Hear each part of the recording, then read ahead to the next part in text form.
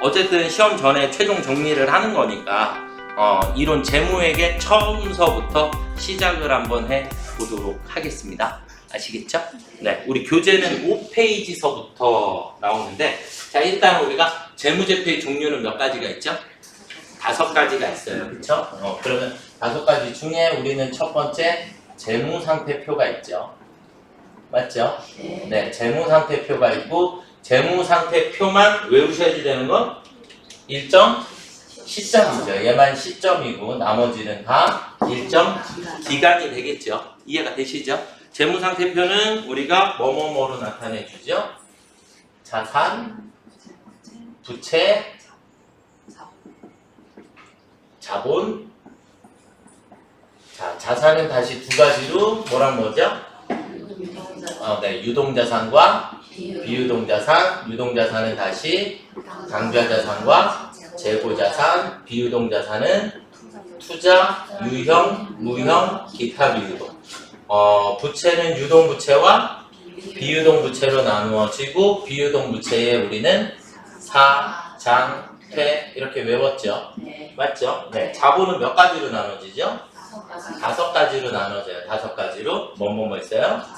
자본, 금, 자본, 잉여금, 자본, 조정, 기타 포괄 손익무계, 이익, 잉여금. 이렇게 구분이 되죠. 그쵸? 이 정도 분류하시면 될 것 같고, 우리는 여기에서 순서대로 다 정리를 해드릴 건데, 당좌자산은 일단 현금화가 빠른 거. 그쵸? 재고자산은 뭐가 목적이더라? 무조건 판매가 목적이더라. 이게 바로 우리 회사의 업과 관련되어 있는 거고, 재고자산 때문에 우리는 외상이다, 어음이다 라는 표현을 쓰는 거고. 맞죠? 재고자산이 아니면 외상, 어음은 사용을 할 수가 없더라. 이렇게 기본 잡으시면 되겠고, 투자자산은 투기가 목적이고, 유형자산은 사용하는 게 그 목적이더라. 유형자산은 사용하는 게 그 목적이더라.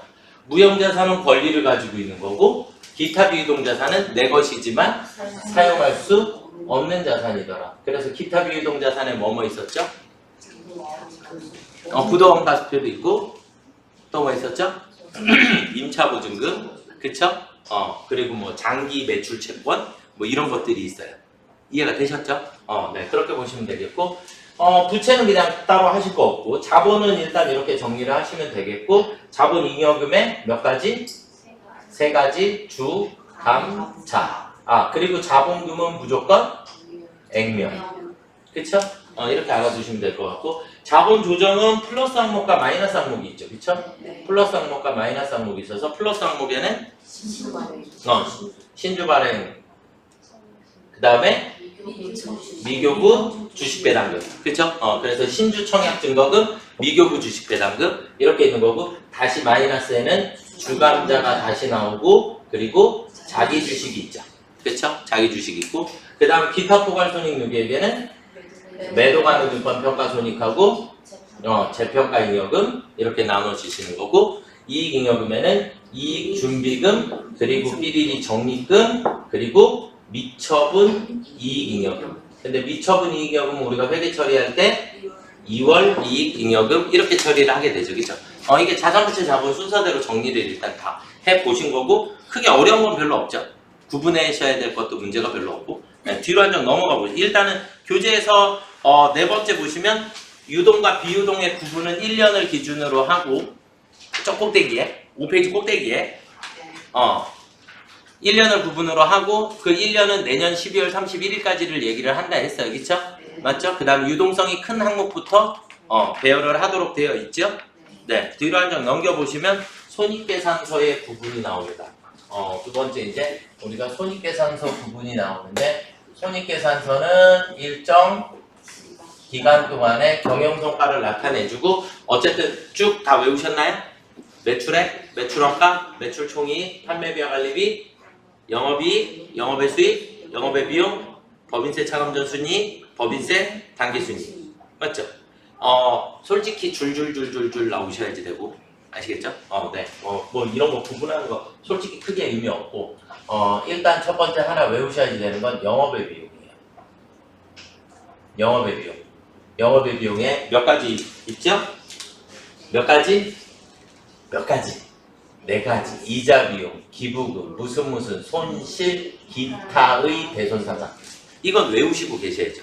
그래야 계정과목 분류가 빨리빨리 되니까. 맞죠? 다른 건 없어요. 뭐 매출액에서 매출원가 빼 매출원가 T자 계정 그려야지 되고 그건 당연한 거잖아요. 이제 그죠? 이해되시죠? 그래서 요 정도 알아두시면 좋을 것 같고요. 그 다음 내려가 보면 이제 현금 흐름표가 나오나요? 현금 흐름표? 현금 흐름표에서 외우셔야지 될 건 현금 흐름표만 무슨 주의다? 얘만 현금주의다. 현금주의. 나머지는 전부 다 무슨 주의다?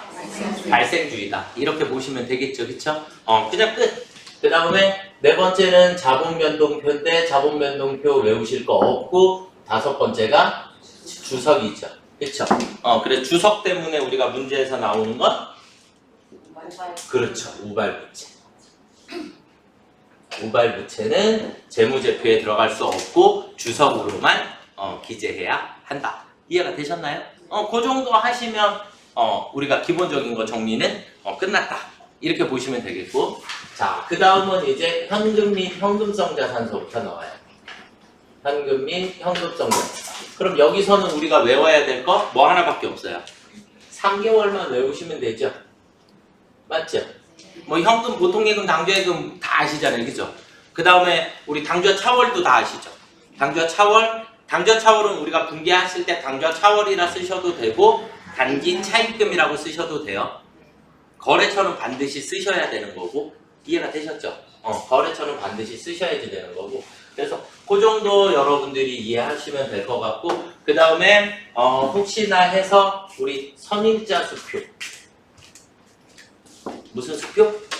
선임자 수표. 현금이 현금성 자산으로 가면 선임자 수표 하나가, 선임자 수표 나오면 뭐와 똑같다? 어음하고 똑같다. 그래서 선임자 수표를 받으면 받으러음, 발행하면 지급어음. 어쨌든 그래서 선임자 수표는 어음과 동일하다라고 처리를 해주시면 될 것 같고요. 그리고는 없어요. 자, 그 다음에 이제 우리가 단기 투자 자산인데 단기 투자 자산 말고 단기 매매 증권만. 단기 투자 자산은 할 게 없어요. 정기예금, 정기적금 나오면 그냥 자기 계정 과목 쓰시면 되죠. 쓰시면 되겠고, 단기 매매 증권 하나만. 단기 매매 증권은 일단 우리가 외웠던 건 뭐예요? 900번대 수수료 비용이구나. 맞죠?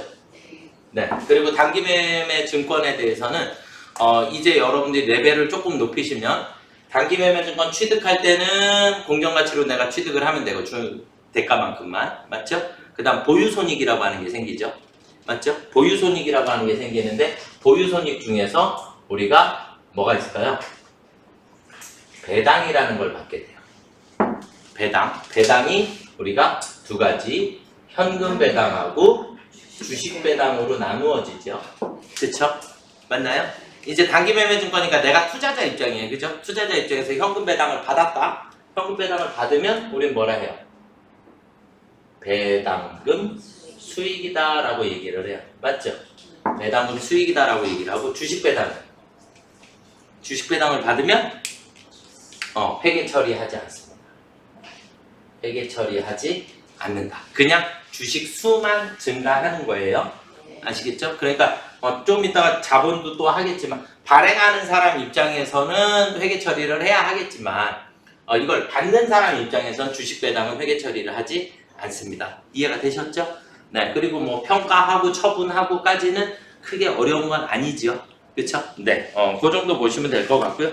뒤로 한 장 넘어가 보시도록 하겠습니다. 뒤로 한 장 넘어가 보시면 우리가 유가증권의 분류가 나와 있고 여기서 한 가지만 외워주시는 건 유가증권은 공정가치로 평가를 해요. 무슨 가치로? 공정가치로. 그런데 만기보유 증권만 뭘로 평가한다? 상각 후 원가라는 것으로. 만기보유 증권은 우리가 상각 후 원가라는 것으로 평가를 한다. 그래서 현재 가치를 반영한 금액으로 평가를 해야 한다. 그러니까 만기까지 어쨌든 그냥 가지고 있을 거니까 만기의 금액을 지금으로 환산했을 때, 그리고 만기까지 이자 나올 금액까지도 합산을 했을 때의 금액으로 평가를 하는 것을 상각 후 원가라고 하는 거예요.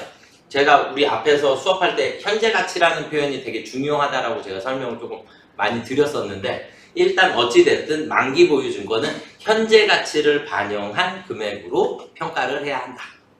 이해가 되셨습니까? 네, 그렇게 이해를 하고 계시면 되겠고, 자, 그 다음에 어음거래가 나왔어요. 어음거래. 외상거래는 필요 없고 매출 채권에 대해서 어음거래 나오는데, 어음거래는 두 가지만 외우시면 돼요. 하나는 배서양도, 또 하나는 어음의 할인. 이 두 가지만 알고 계시면 되죠. 배서양도는 받으러 어음이 나갈 건데 거래처가 달라지지요. 그쵸? 거래처가 달라지는 거고, 어음의 할인은 무조건 뭐를 써야 돼요? 매출 채권 처분 손실이다 라고 하는 거. 그러니까 할인료, 수수료를 다 매출 채권 처분 손실이다. 이해가 되셨죠? 네. 그래서 우리가 지금까지 배웠던 건 이건 매각거래였어요. 맞죠? 매각거래를 기준으로 해서 처리했는데, 우리 지난번 시험 문제 풀다가 차입거래가 나왔죠. 차입거래는 그냥 뭐를 한 거다? 돈을 빌린 거다. 아시겠죠? 돈을 빌렸으니까 할인료, 수수료가 다 이자, 비용이 된다. 이해가 되셨죠? 네. 그래서 저는 차입거래는 시험 문제 내면 안 된다라고 생각하거든요. 기업회계 기준에서 사용을 안 하기 때문에. 근데 어쨌든 차입거래라고 문제가 주어지다 보니까 차입거래는 어음을 담보로 돈을 빌린 겁니다. 아시겠죠? 어음을 담보로 돈을 빌린 거다. 이렇게 보시면 되겠고, 자, 그 다음은 대손인데, 대손은 다 결산해서 자동으로 되죠? 그리고 우리가 1순위 대손 충당금, 2순위 대손 상각비, 회수하면 대손 충당금. 끝났죠? 이해가 되셨죠? 근데 이거보다 더 중요한 거는 이제 부가세가 문제죠. 부가세. 부가세가 들어가 있을 때, 대손세의 공제를 받았을 때, 그쵸? 그건 실기를 하면서 설명을 다시 또 한번 해보도록 하겠습니다. 자, 그 다음에 거기 우리 교재에 노란색 박스가 있어요. 있죠? 그래서 미수금이나 대여금에 대한 대손이 발생을 하게 되면 그때는 기타의 대손상각비로 처리를 한다. 아시겠죠? 네, 그 정도만 알아두시면 될 것 같고요. 자, 그 다음에 나머지 기타 미수금, 선급금, 가지급금이 시험 문제 나오면 거래처를 일단 무조건 쓰시는 걸 원칙으로 가지고 가시면 됩니다. 아시겠죠? 네, 그 정도 하시면 될 것 같고요. 자, 그 다음은 재고자산으로 한번 넘어가 보겠습니다.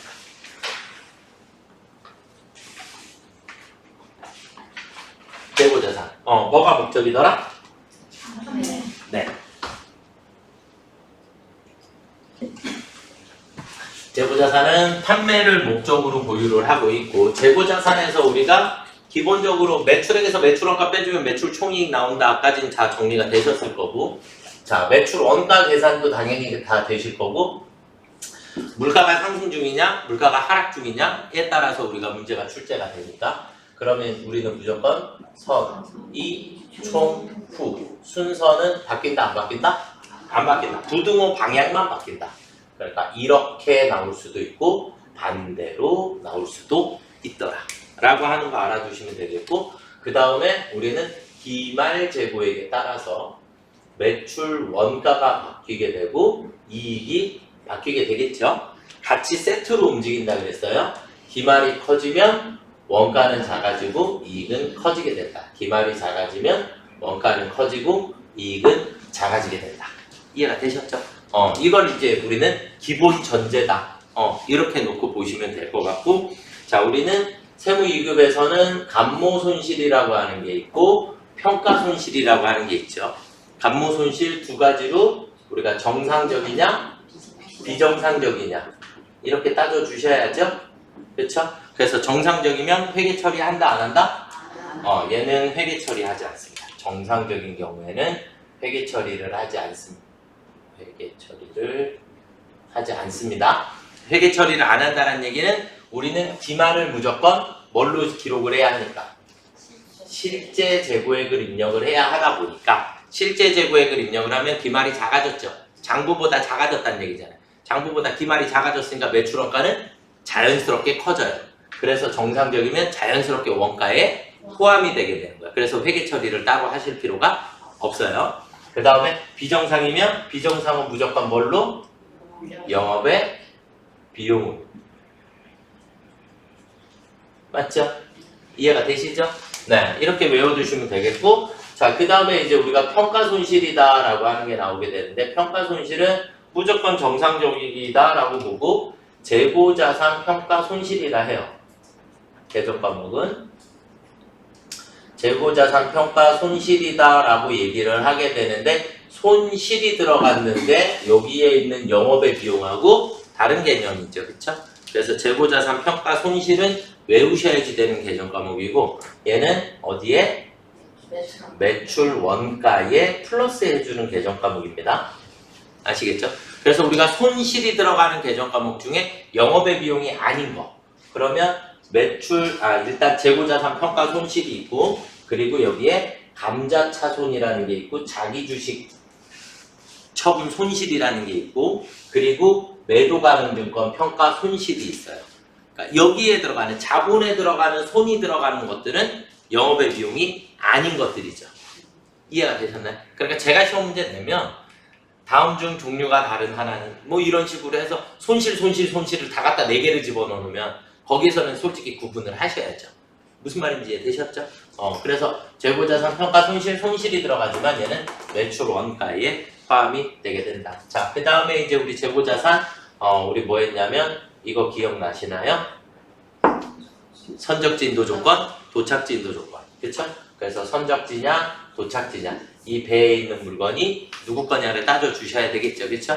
그러면 선적지 인도 조건은 선적하면 소유권이 넘어가고, 도착지 조건은 도착을 해야 소유권이 넘어간다 그랬으니까 운송 중인 거 알아서 판단하세요. 그쵸? 그 다음에 이제 우리 같이 나오는 게 적송품이 자꾸 나오죠. 그쵸? 적송품은 누구 거? 누구 거? 위탁자의 재고자산입니다. 그쵸? 그 다음에 우리 시송품 나오면 시송품은 구매 의사표시를 해야 소유권이 넘어가게 되어 있고. 이해가 되셨죠? 네. 요 정도 하시면 재고자산 정리가 다 끝나신 것 같은데? 그쵸?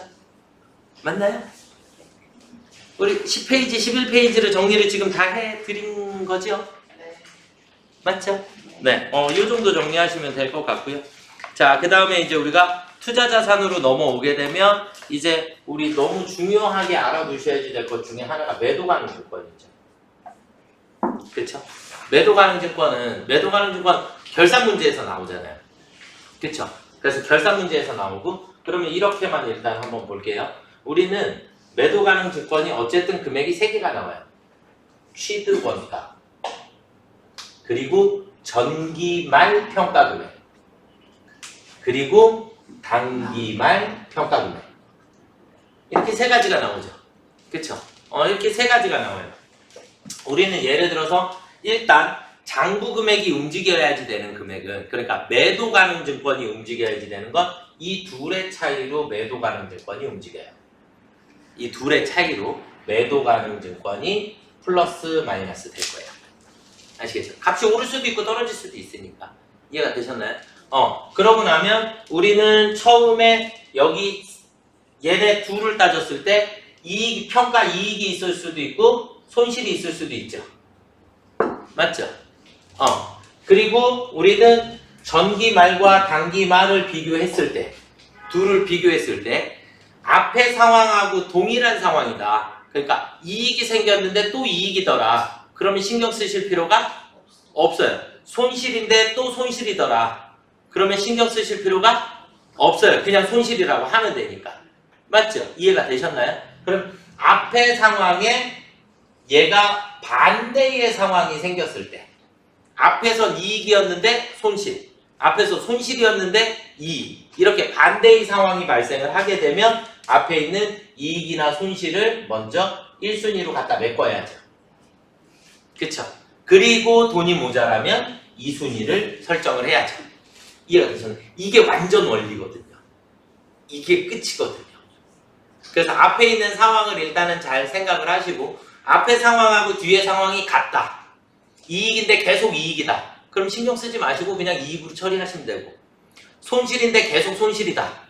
그러면 그냥 손실로 처리하시면 되고, 문제는 이익이었는데 손실이 되면 이익을 먼저 갖다 메꾸고, 손실인데 이익이 생겼으면 손실을 먼저 갖다 메꾸고, 그리고도 돈이 남으면 이익으로 처리를 하시면 돼요.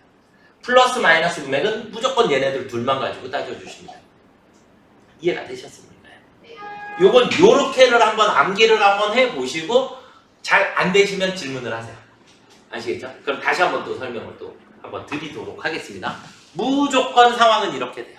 무조건 상황 이렇게 되니까 그렇게 보시면 되겠고, 자, 그 다음에 이제 재고자산 못지않게 중요한 단원 중에 하나가 유형자산이에요.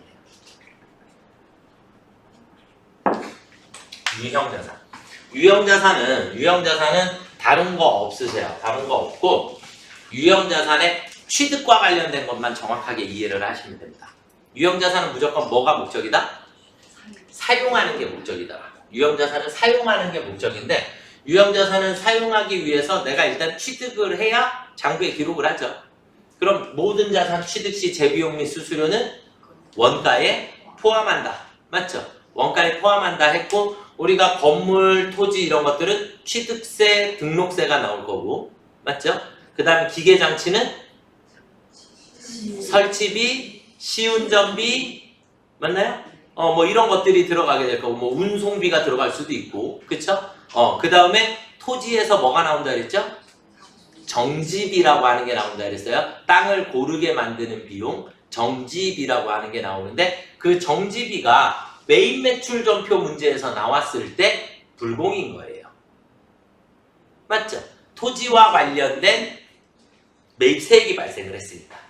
이해가 되셨나요? 그래서 토지와 관련된 지출해서 정지비라고 하는 게 토지의 취득 원가에 포함해줘야 할 금액이지만 메인 매출 전표에서 나오게 되면 그때는 불공으로 처리를 해야 한다. 세금계산서가 같이 따라 나올 거니까. 그런 특징이 하나 있다라는 거 알아두시면 될 것 같고, 그 다음에 또 뭐가 있을까요? 그리고는 뭐 개정 과목 기본적으로 뭐 외우셔야지 되는 거는 당연히 다 외우셔야지 되니까, 자, 이제 유형자산의 취득에 대해서 종류를 한번 살펴볼게요. 기본적으로는 돈을 주고 사야죠. 그렇죠? 돈을 주고 사야지 되고, 뭐 유상 취득은 문제가 별로 없어요. 그러면 이제 첫 번째 무상 취득. 무상은 공짜로 들어온 거죠? 그러니까 무슨 가치로? 공정 가치로.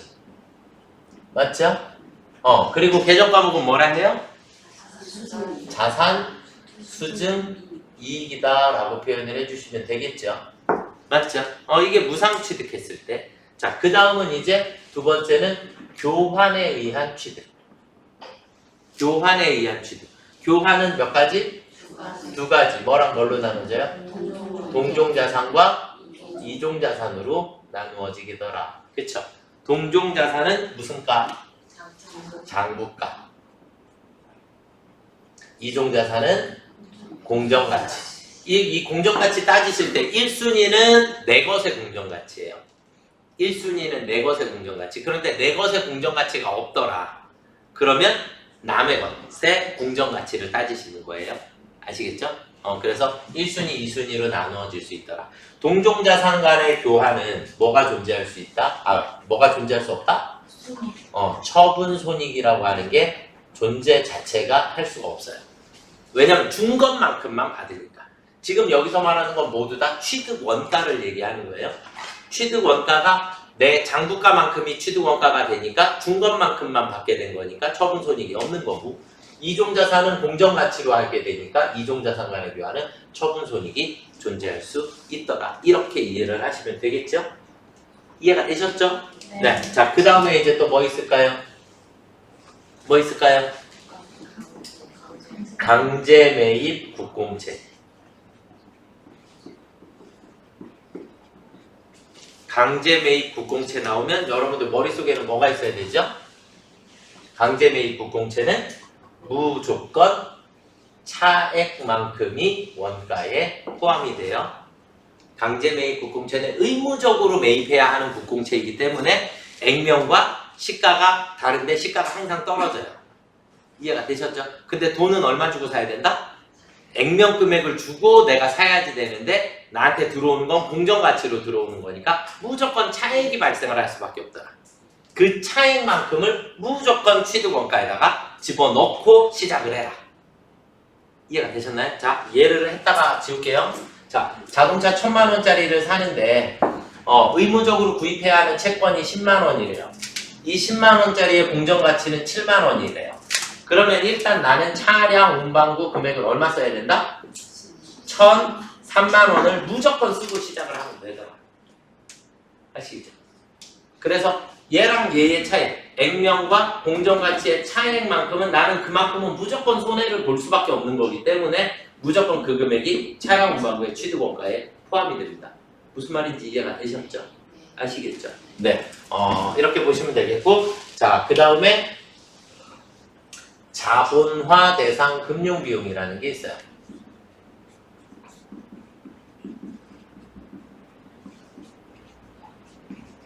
자본화 대상 금융 비용이라고 하는 게 있고, 자본화 대상 금융 비용은 뭐예요? 말 그대로 건물을 짓기 위해서 중간에 대출을 일으킨 거죠. 대출을 일으켰는데 이자가 발생을 하는 거예요. 그런데 완공 이전까지만, 맞죠? 완공 이전까지만 자본화 대상 금융 비용이 나오면 우리는 무조건 뭘로 처리한다? 건설 중인 자산이라고 쓰시면 됩니다. 이해가 되셨죠? 무조건 건설 중인 자산이라고 써주시면 되겠고, 자, 그 다음은 이제 정부 보조금. 정부 보조금은 우리가 이제 개정하면 국고 보조금이라고 요즘은 많이 나오니까 같은 말이에요. 아시겠죠? 그래서 정부 보조금을 우리가 수령했을 때 그러면 돈이 들어오고 우리는 대변에 정부 보조금 쓸 건데 정부 보조금 몇 번 때? 100번 때. 그것만 잘 아시면 돼요. 100번 때. 그리고 해당 자산을 취득했을 때 자산을 취득하게 되면 우리는 뭐 예를 들어서 기계장치가 들어올 거고 그리고 돈이 나갈 거고 돈이 나갈 때 우리는 차변에 다시 정부 보조금이 없어져야죠. 그리고 다시 대변에 정부 보조금이 다시 생겨야죠. 그러니까 차변에 없어지는 정부 보조금은 100번 때. 나 이 돈을 써버렸거든요. 그래서 100번 때 정부 보조금이 없어지는 거고 다시 200번 때 정부 보조금이 생겨야 하는데 얘는 내 기계장치에서 마이너스 해줄 계정이에요. 그러니까 어쨌든 이 돈이 다시 기계로 들어간 거죠. 그럼 기계의 일부 금액이 내 돈이 아닌 거죠. 그렇죠? 그래서 정부 보조금은 따로 써주셔야지 된다. 무슨 말인지 이해가 되셨나요? 그러면 유형자산의 취득 과정에 대해서 전체적인 설명을 다 드렸어요. 이해가 되셨죠? 그러면 이제 보유손익이라고 하는 게 있는데 보유손익은 우리가 자본적 지출이냐 수익적 지출이냐 이런 걸 따져야지 되니까 다 아시죠? 설명 안 드려도 되죠? 우리가 자본적 지출은 어떻게 한다? 원가에 포함한다. 그렇죠? 자본적 지출은 취득한 자산의 가치를 끌어올려줘야지 되는 거니까. 수익적 지출은 비용 처리하더라. 비용 처리하는데 수익적 지출은 기본적인 계정 과목은 뭘 쓴다? 수선비를 쓴다. 그런데 자동차의 수리비는 차량 유지비를 쓰셔야 한다. 선생님 차량 유지비를 수선비로 쓰면 안 되나요? 무조건 안 됩니다. 제발 안 된다는데 왜 자꾸 물어봐? 그냥 안 되는 거야. 아시겠죠? 이해가 되셨죠? 네, 그냥 철칙이에요. 왜? 따로 만들어 놓은 계정 과목이니까. 따로 만들어 놓은 계정 과목이니까 그냥 안 되더라. 이해가 되셨습니까요? 네. 자, 그 다음 감가상각 설명 드려야 할까요? 안 드려도 되겠죠? 정액법, 정률법 이 정도는 계산하실 수 있으시죠? 그쵸? 손상차손 이해되시나요? 이해되시나요? 자, 이렇게 볼게요. 자, 유형자산의 취득원가라는 게 있어요. 취득원가. 취득원가에서 가치가 떨어질 수도 있죠. 그렇죠? 그런데 취득원가보다 가치가 더 올라갈 수도 있죠. 맞죠? 그냥 이렇게 보시면 되겠고 저가법은 뭐예요? 떨어졌을 때만 인정하고 올라갔을 때 인정하지 않는 거. 그게 우리 재평가의 저 밑에 보면 원가 모형이라는 거예요. 원가 모형은 우리가 재평가를 할 때 원가 모형이라고 하는 것은 가치가 떨어졌을 때만 인정해요. 그러니까 원가 모형은 무슨 법? 저가법. 이해가 되셨죠? 자, 그럼 이제 우리가 떨어졌다라는 걸 우리는 뭐라고 얘기한다고요? 손상차손이라고 얘기를 해요. 아시겠죠? 손상차손이라고 얘기를 하고 얘의 가치가 다시 회복이 되었다. 그럼 이 손상차손은 다시 환입시켜야죠. 환입시킨다. 원상 복구시켜놔야지 된다. 이해되셨죠? 얘는 환입시키는데 다시 올라간 부분을 인정해주는 방법이 재평가 모형이고 재평가 모형은 올라간 부분을 재평가 잉여금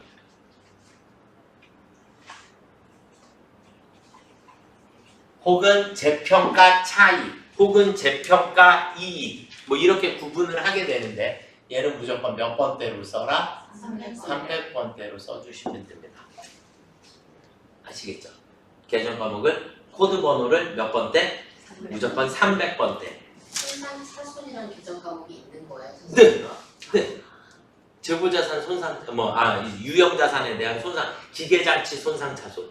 이것도 감가상각하고 회계처리는 똑같이 해요. 여기다 잠깐만 썼다가 지울게요. 예를 들어 가치가 떨어졌다. 그럼 가치가 떨어지면 예를 들어서 기계장치 손상차손. 대변에 기계장치 손상차손 누계. 이렇게 회계 처리하는 거예요. 그래서 왜냐면 다시 회복될 수 있기 때문에 간접적으로 쓰는 거예요. 개정 과목 자체는. 이해가 되셨죠? 그 대신에 이제 우리가 손상차손하고 감가상각의 차이가 뭐예요? 감가상각 뭐예요? 네. 얘도 비용이에요. 얘도 비용. 똑같이 비용인데 감가상각은 일정한 비율로 계속 사라져가요. 무슨 말인지 이해가 되셨죠? 그럼 손상차손은 제가 뭐라 그랬어요? 급격히 하락했을 때. 갑자기 얘의 가치가 뚝 떨어졌을 때. 그때 쓰는 게 손상차손이다. 대신 뚝 떨어질 수도 있지만 어쩌다 보니 다시 올라갈 수도 있죠. 그런 게 이제 예를 들어서 부동산 버블 터졌을 때 부동산 가격이 갑자기 뚝 떨어졌다가 시간이 지나서 다시 회복이 되고 뭐 이렇게 되면 그때 이제 손상차손이다라고 하고 환입을 시키고 생각보다 너무 많이 올랐네? 그러면 재평가 잉여금이 생기게 된다. 그 재평가 잉여금은 우리 아까 앞에서 했던 기타 포괄손익 누계액에 해당해야 하기 때문에 개정 과목 코드 번호가 300번대로 가야 한다. 자본 항목에 해당하니까. 이해가 되셨죠? 아시겠죠? 그래서 이 정도 이해를 하고 계시면 될 것 같고 처분은 따로 안 해오셔도 괜찮겠죠? 네. 그쵸? 네. 얘는 지워도 되죠? 네. 무슨 말인지 이해는 되셨죠? 네. 네. 이해만 하시면 되니까. 자, 그 다음은 이제 무형자산이에요. 무형자산. 무형자산으로 넘어가게 되면 무형자산은 어쨌든 시험 문제 나올 거는 정해져 있어요. 무형자산은 무형자산은 유상 취득만 인정해. 뭐만 인정한다? 유상, 돈 주고 산 것만, 돈 주고 취득한 것만 인정한다. 눈에 보이지 않는 거기 때문에. 그러니까 자기 스스로 만들어낸 가치는 인정된다, 안 된다? 안 된다. 감가상각 한다, 안 한다? 한다. 무형자산도 감가상각을 해야 한다. 이해가 되셨죠? 잘 모르면 무슨 법? 정액법. 맞죠? 정액법으로 해야 하고, 내용연수는? 20년을 초과할 수 없다. 맞죠? 관련 법령을 제외하고, 그쵸? 그 다음에 잔존가치는? 없는 것을 원칙으로 하겠다. 이해가 되셨죠? 무형자산도 손상차손을 인식한다. 인식할 수 있다. 자산의 가치가 뚝 떨어질 수도 있더라. 이해가 되셨죠? 아시겠? 요만큼만 외우고 있으면 무형자산은 끝. 더 이상 뭐 나올 게 없습니다. 이해가 되셨죠? 네. 뒤로 한 장 넘어가 보시면 기타 비유동자산 나오는데 기타 비유동자산은 개정 과목에서 뭐뭐 알아두시면 돼요? 임차보증금, 그 다음에 부도원과 수표, 뭐 아까 했죠, 그쵸? 그 정도 알아두시면 되는 거고 내 것이지만 사용할 수 없는 자산이더라. 이해되시죠? 자, 옆에 유동부채 나오는데 하실 게 없죠? 그쵸? 네, 유동부채 하실 거 없고 자, 이제 뒤로 넘어가 보시면 비유동부채 나오는데 비유동부채에서 일단 우리가 확정 기여형은 우리가 뭐라 해요? 퇴직급여 맞죠? 그 다음에 확정 급여형은 퇴직연금 운용자산.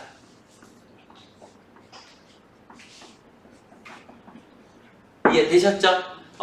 그리고는 이제 장기 차입금 나올 건데 크게 의미 없고, 그죠? 그 다음에 퇴직급여 추계액이 결산 문제에서 나올 건데 그냥 퇴직 중단 눌러서 추계액 숫자만 써주시면 자동으로 다 반영이 되죠. 그래서 따로 신경 쓰실 거 없고, 문제는 이제 사채예요. 사채.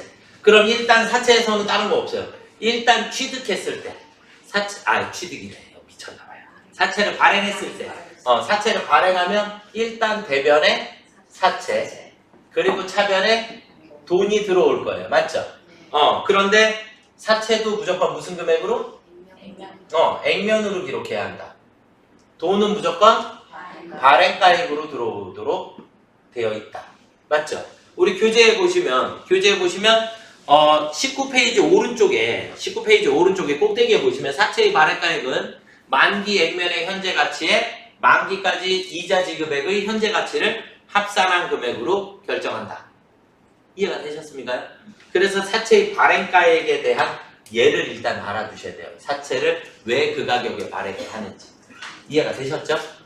그리고 우리는 돈이 남으면 할 증발행 차금이다라고 얘기하는 거고, 그 다음에 마이너스 생기면 할 인발행 차금이다. 이해되시죠? 이렇게 구분하시면 되겠고, 할증 발행 차금일 때는 액면 이자율하고 시장 이자율하고 누가 더 클 때? 액면 이자율이 클 때. 그쵸? 할인 발행은 액면 이자율이 작을 때. 이렇게 외우셔야지.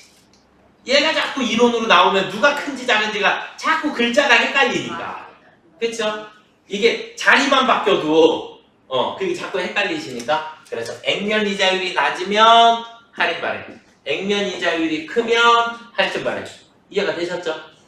매년마다 이자 지급해야 되나요?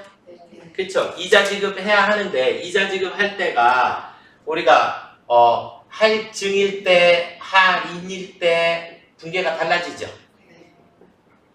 그래서 제가 얘는 그림으로 그렸어요. 그래서 할증 발행이다. 그럼 할증 발행은 대변에 돈이 나가는데 매년 이자 지급할 때예요. 이자 지급할 때 돈은 매년 동일한 금액이 나간다 했어요. 맞죠? 돈이 매년 동일한 금액이 나가게 되고, 그 다음에 차변에 이자 비용이라고 하는 게 생기게 되고, 그 다음에 차변에 사채 할증 발행 차금이라는 게 없어질 건데, 할증 발행 차금의 상각액은 매년 어떻게 될 거다? 증가할 거다.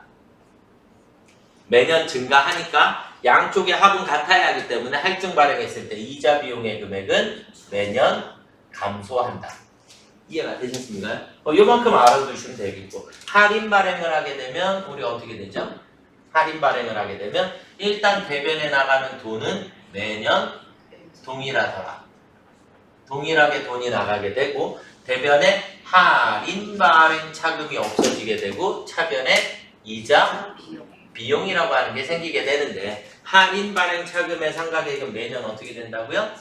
증가한다. 이제 외워지시죠? 그러면 이자 비용의 금액은 매년 증가한다. 둘을 더해야 하니까. 이해가 되셨나요? 사채 끝. 사채 끝. 여기까지만 하시면 돼요. 그리고 사채의 상환이라고 하는 게 나오게 되면 갚는데 플러스 마이너스가 생기면 무조건 사채 상환 이익이다, 사채 상환 손실이다, 이렇게 처리를 해주시면 되는 거니까. 무슨 말인지 이해가 되셨습니까? 아시겠죠? 자, 그럼 이제 마지막 단어 하나 남았어요. 이제 자본이에요. 자본. 자본. 맞죠? 자, 이제 자본으로 넘어가면, 자본은 우리가 크게 이제 네 가지로 무조건 나눠져요. 자본이다라고 하는 단어는, 자본은 1차적으로는 자본의 분류라는 게 필요한 건데, 당연히 분류는 할 수 있다라는 전제고, 그러면 우리는 자본 거래에 크게 네 가지로 나눠주는 건, 첫 번째가 증자, 두 번째가 감자, 그 다음에 자기 주식 거래가 있고, 마지막 잉여금 처분 거래가 있어요. 그렇게 해서 우리는 거래를 총 몇 가지로 나눌 거다? 네 가지로 나눌 거다. 그러면 첫 번째 증자가 있는데, 증자는 자본금을 증가시키는 거니까 무조건 뭐를 해야 돼요?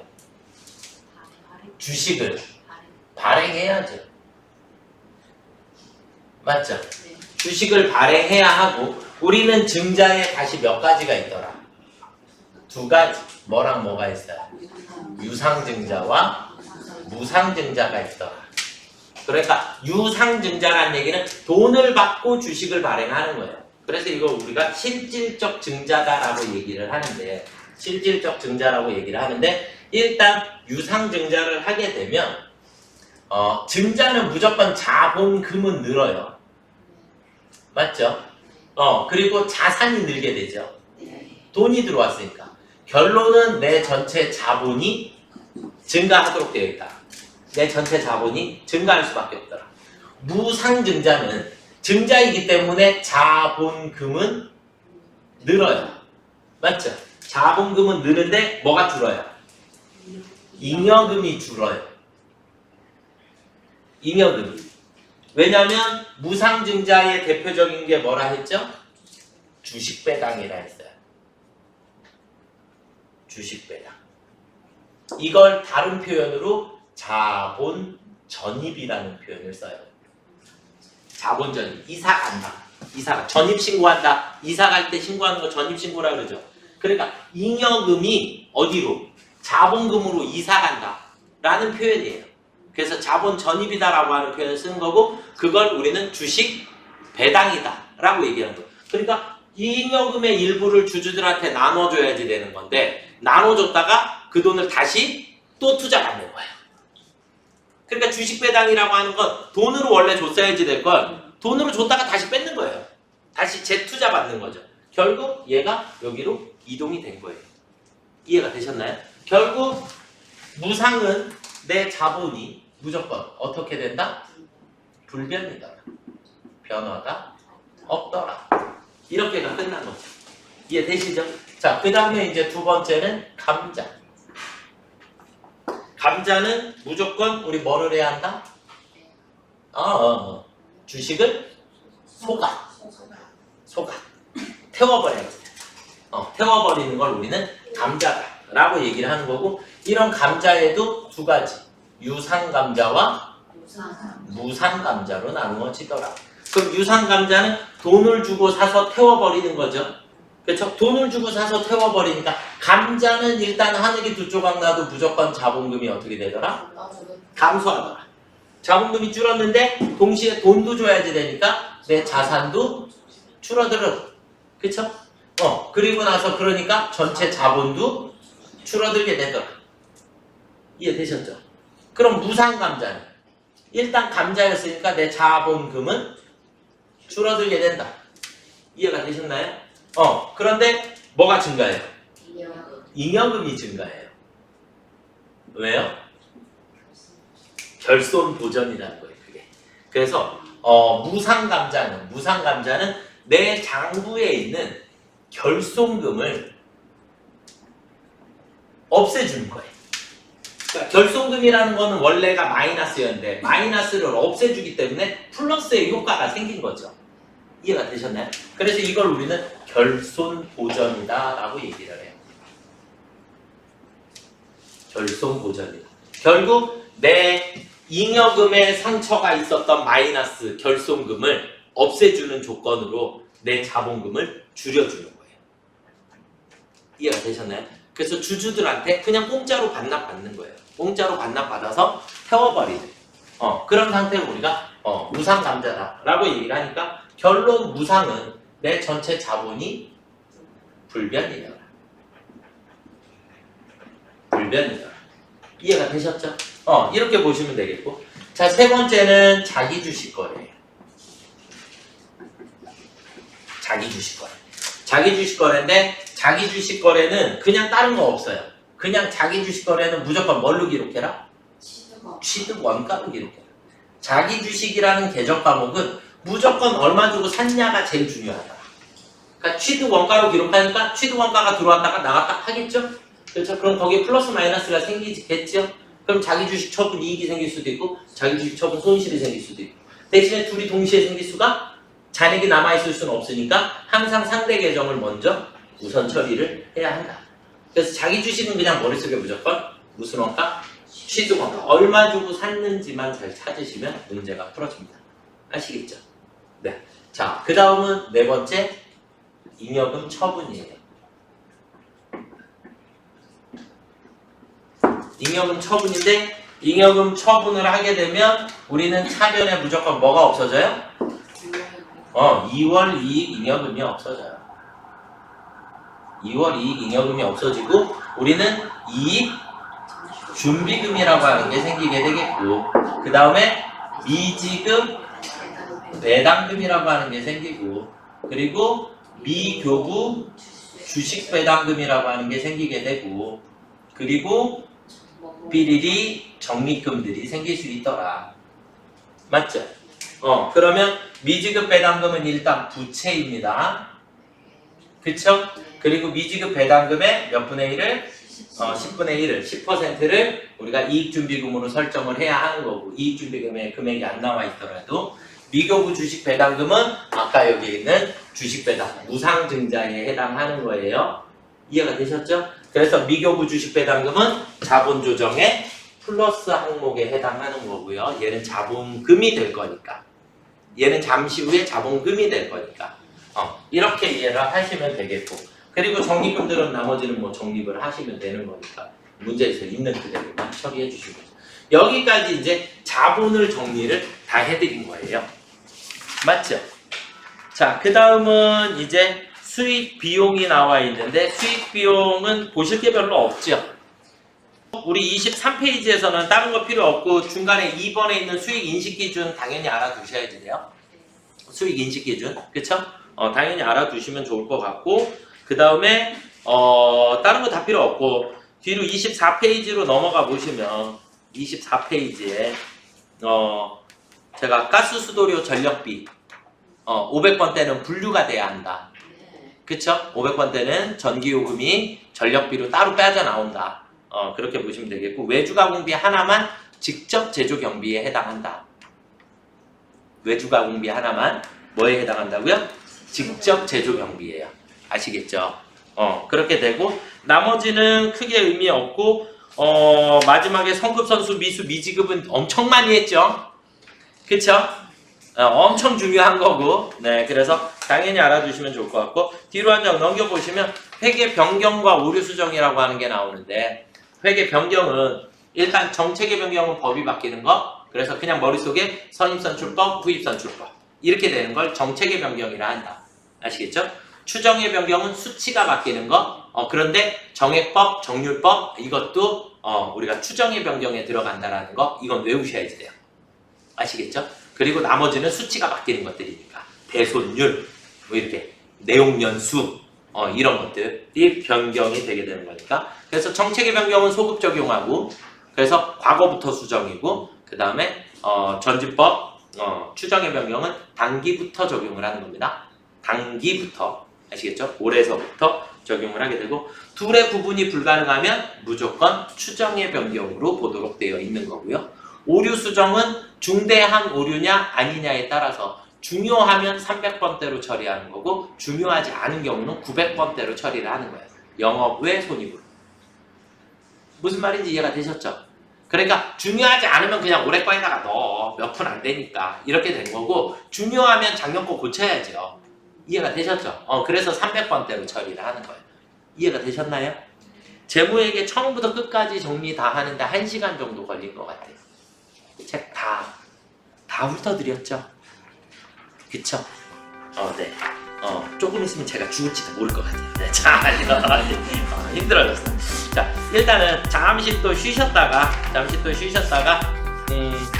또 정리를 한번 해보시죠.